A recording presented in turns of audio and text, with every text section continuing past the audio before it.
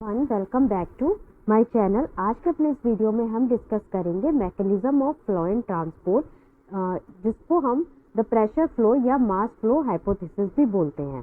ठीक है, तो mechanism of flow and transport का बेसिक कॉन्सेप्ट क्या है? इसका बेसिक कॉन्सेप्ट ये है कि जो भी फूड होगा वो सोर्स से सिंक की तरफ मूव करेगा। ठीक है, सोर्स से सिंक की तरफ मूव करेगा और ये जो मैकेनिज्म है ये एंजियोस्पर्म्स प्लांट्स के लिए एक्सेप्टेबल है। ठीक है, कौन से प्लांट्स के लिए एक्सेप्टेबल है? एंजियोस्पर्म्स के लिए एक्सेप्टेबल है। फूड जो है वो from source to sink move करता है इस पूरी मैकेनिज्म में। तो यहाँ पर अलग अलग थ्योरीज दी गई हैं, डिफरेंट थ्योरीज दी गई, एक्टिव थ्योरी दी गई, पैसिव थ्योरी दी गई फ्लो एंड ट्रांसपोर्ट को समझाने के लिए, लेकिन ये थ्योरी जो थी वो फेल हो गई। एक्टिव थ्योरी तो पूरी तरीके से रिजेक्टेड थी, क्योंकि यहाँ पर यूटिलाइजेशन ऑफ एटीपी जो था, एटीपी का यूटिलाइजेशन जो था वो बहुत ज़्यादा हो रहा था। ठीक है, यहाँ पर एटीपी का जो यूटिलाइजेशन है वो बहुत ज़्यादा हो रहा था। लेकिन पैसिव थ्योरी में क्या था? पैसिव थ्योरी में एटीपी का यूटिलाइजेशन जो है वो बहुत कम हो रहा था, एनर्जी का एक्सपीडेशन नहीं हो पा रहा था। तो पैसिव जो है वो दो पार्ट्स में डिवाइड है, एक है डिफ्यूजन और दूसरा है प्रेशर फ्लो थ्योरी।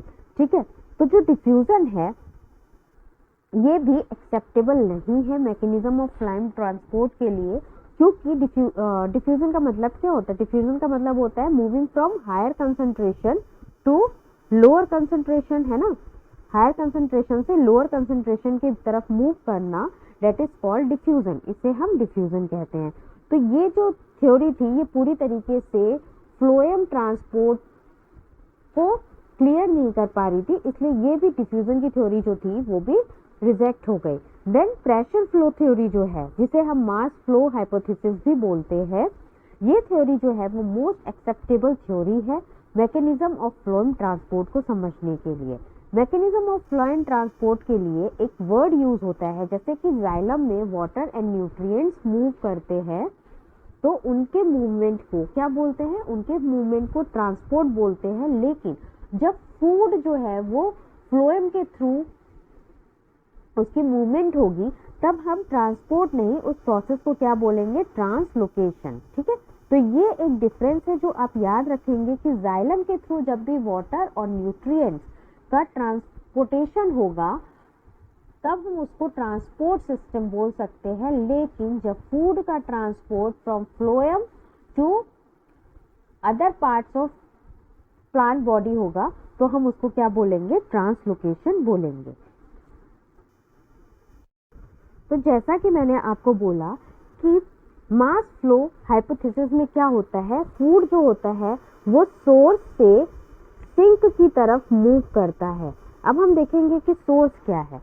सोर्स क्या है?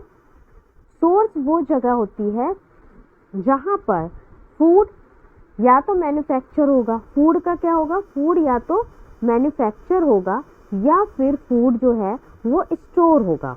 ठीक है, जिस भी जगह पर फूड का मैन्युफैक्चर होगा या फिर फूड स्टोर होगा, दैट इज कॉल्ड सोर्स। और दूसरी चीज है हमारी सिंक। तो सिंक क्या होता है? सिंक जो होगा, सिंक बोलेंगे जहां पर भी फूड यूटिलाइज होगा। जब फूड किसी भी पार्ट पर यूटिलाइज होगा तो उसको क्या बोलेंगे? सिंक बोलेंगे। तो प्लांट में फूड ट्रांसपोर्ट के लिए दो तरह के टिश्यू होते हैं, ये हमने पढ़ा था। एक होता है जाइलम और दूसरा होता है फ्लोएम। जाइलम जो होता है वो वाटर और न्यूट्रिएंट को ट्रांसपोर्ट करता है, जबकि फ्लोएम जो होता है वो फूड या ऑर्गेनिक सॉल्यूशन या सोल्यूट को ट्रांसपोर्ट करता है। ठीक है, तो हमें सिर्फ एक चीज याद रखनी है, मास फ्लो हाइपोथेसिस में सिर्फ एक चीज याद करनी है, जो एक कंडीशन बिल्कुल सेम रहेगी कि फूड जो है वो सोर्स से सिंक की तरफ मूव करेगा, वो चाहे कंडीशन कोई भी हो। तो इसमें भी अलग अलग कंडीशन होती है। पहला हम ये देखेंगे, उससे पहले हम ये जान लेते हैं कि जाइलम जो है, जाइलम में फूड जो होता है वो कैसा होता है? यूनिडायरेक्शनल ट्रांसपोर्ट होता है, ये मैंने आपको पढ़ाया था। तो तो यूनिडायरेक्शनल का मतलब क्या है, जाइलम में जो फूड ट्रांसपोर्ट होता है वो कैसा होता है, वो रूट से अदर पार्ट्स ऑफ बॉडी में जाता है, यानी अपवर्ड डायरेक्शन में होता है, एक ही डायरेक्शन में होता है, इसीलिए उसको क्या बोलते हैं, यूनिडायरेक्शनल ट्रांसपोर्ट बोलते हैं। लेकिन फ्लोएम के अंदर क्या होता है, फ्लोएम के अंदर बेटा ट्रांसपोर्ट जो है वो कैसे होगा, बाई डायरेक्शनल होगा, यानी डिपेंड करेगा, यहाँ पर फूड का ट्रांसफर अपवर्ड डायरेक्शन में भी हो सकता है और डाउनवर्ड डायरेक्शन में भी हो सकता है।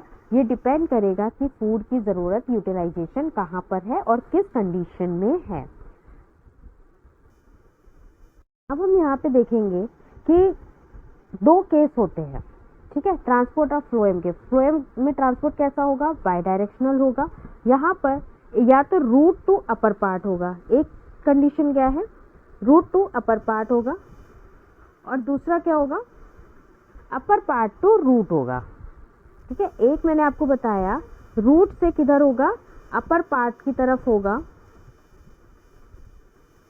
और दूसरी कंडीशन क्या है, अपर पार्ट टू रूट होगा। तो ये है ट्रांसपोर्ट ऑफ फ्लोएम की बाई डायरेक्शनल थ्योरी। अब यहाँ पर क्या है, दो केसेस होंगे। एक केस, फर्स्ट केस कौन सा होगा हमारा, दो कंडीशन है इसके अंदर भी, जिसको बहुत ध्यान से सुनिएगा आप लोग। पहली कंडीशन है फोटोसिंथेसिस।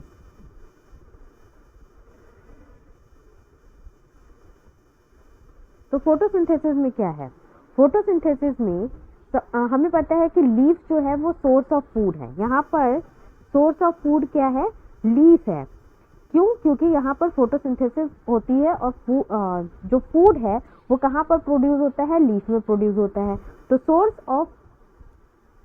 सोर्स क्या है, लीफ है, और यहाँ से जो खाना है, फूड जो है वो ट्रांसफर होगा रूट्स के लिए, ठीक है। लेकिन एक ऐसी कंडीशन भी आएगी, एक ऐसा केस भी होगा जब स्प्रिंग सीजन होगा, तब क्या होगा, सेकेंड केस में क्या होगा बेटा, सेकेंड केस में ड्यूरिंग स्प्रिंग सीजन फूड जो है वो रूट से बड की तरफ मूव करेगा, यानी जब बड की फॉर्मेशन हो रही होगी, यहाँ पर बड जो है वो सिंक हो गया। तो इन दोनों केस से हमें क्या समझ में आया कि फूड जो है वो सोर्स से सिंक की तरफ मूव कर रहा है, लेकिन सोर्स जो है और सिंक जो है वो बदल सकते हैं, ठीक है। पहली कंडीशन फोटोसिंथेसिस के केस में क्या है, सोर्स जो है वो हमारा लीफ है और सिंक क्या है, रूट्स हैं। सेकेंड केस जब स्प्रिंग सीजन आया, जब फोटोसिंथेसिस का प्रोसेस नहीं होता है, तब क्या होता है, फूड जो मूव करता है वो रूट टू बड की तरफ मूव करता है, और यहाँ पर बड जो है वो सिंक हो जाती है और रूट जो है वो सोर्स ऑफ फूड हो जाता है। अभी हमने बेसिक कॉन्सेप्ट देख लिया कि फ्लोएम में ट्रांसपोर्ट में क्या क्या केस होते हैं और किस तरीके से ट्रांसपोर्ट होता है। अब हम इस डायग्राम की हेल्प से प्रेशर फ्लो या मास फ्लो हाइपोथेसिस को समझने की कोशिश करेंगे। तो ये बहुत ही एक्सेप्टेड मैकेनिज्म है जो कि ट्रांसलोकेशन ऑफ शुगर्स के लिए यूज़ की जाती है फ्रॉम सोर्स टू सिंक, और इसी प्रोसेस को क्या बोलते हैं, प्रेशर फ्लो हाइपोथेसिस बोलते हैं। यहाँ पर क्या है बेटा, प्लांट के अंदर जब फ्लोएम के थ्रू ट्रांसलोकेशन होता है, तो किसका ट्रांसलोकेशन होता है, ट्रांसलोकेशन जो होगा वो शुगर का होगा, और कहाँ होगा, सिंक में होगा, ठीक है। सोर्स क्या है हमारा, शुगर है, और सिंक क्या है, रूट हो सकती है या कोई भी बॉडी पार्ट हो सकता है प्लांट का, ठीक। तो यहाँ पर ये हो गया हमारा प्रेशर फ्लो हाइपोथेसिस। दूसरा क्या है, जैसे ही अब प्रेशर फ्लो हाइपोथेसिस में होगा क्या, bye the process of photosynthesis, जैसे ही फोटोसिंथेसिस का प्रोसेस होगा तब क्या होता है, लीफ जो होगी वो अपना फूड प्रिपेयर करेगी, और वो फूड कहाँ होगा, मेसोफिल सेल्स में होगा। किसमें होगा, मेसोफिल सेल्स में होगा। अब यहाँ पर क्या होगा, जो फूड बनाया है, फूड कौन सा बनाती है, मेसोफिल सेल्स, लीफ कौन सा बनाती है, ग्लूकोज बनाती है। ये जो ग्लूकोज है ये कन्वर्ट हो जाएगा, किसमें कन्वर्ट होगा, डाइसैकेराइड में, और कौन सा डाइसैकेराइड होगा, सक्रोज में।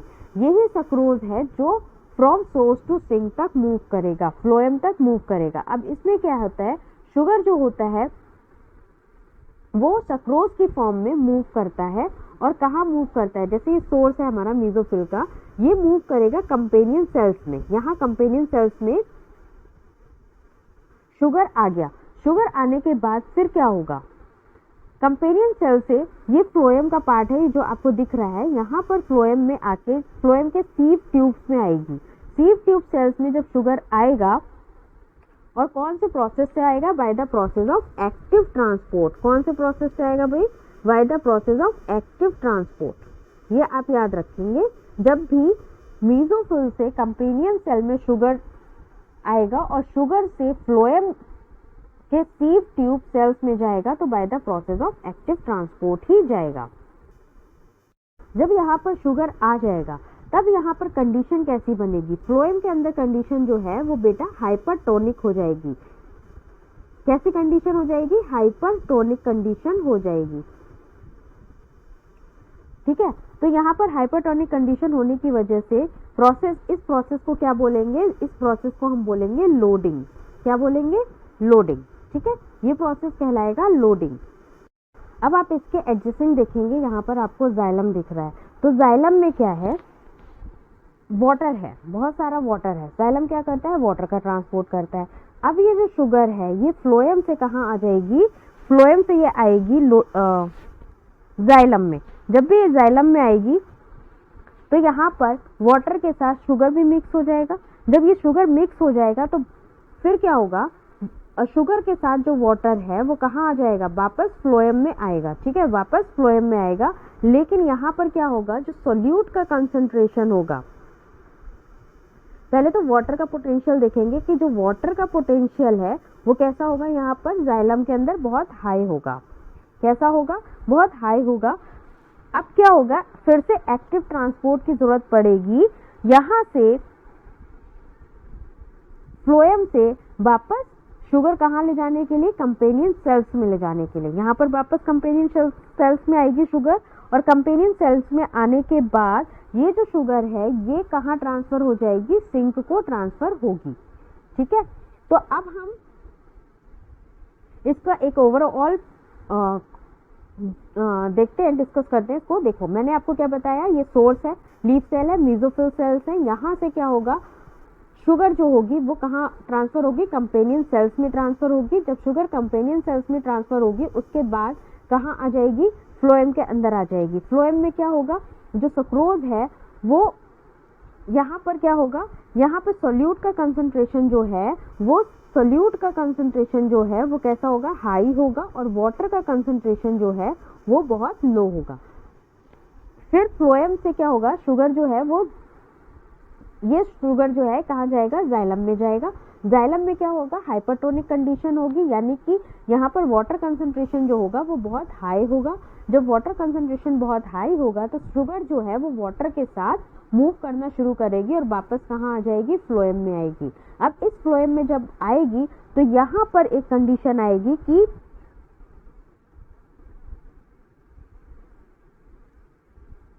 यहाँ पे क्या होगा, जो वाटर होगा वो रिलीज हो जाएगा, फ्लोएम में आके वाटर रिलीज हो जाएगा, और जो शुगर है वो वापस से कंपेनियन सेल्स में आके और फिर कहाँ जाएगी, सिंक यानी कि रूट सेल्स में चली जाएगी। तो ये था पूरा मैकेनिज्म फ्लोएम ट्रांसलोकेशन का। आई होप आपको ये वीडियो पसंद आएगा। अगर आपको ये वीडियो पसंद आएगा तो प्लीज़ आप चैनल को लाइक कीजिए, शेयर कीजिए, सब्सक्राइब कीजिए।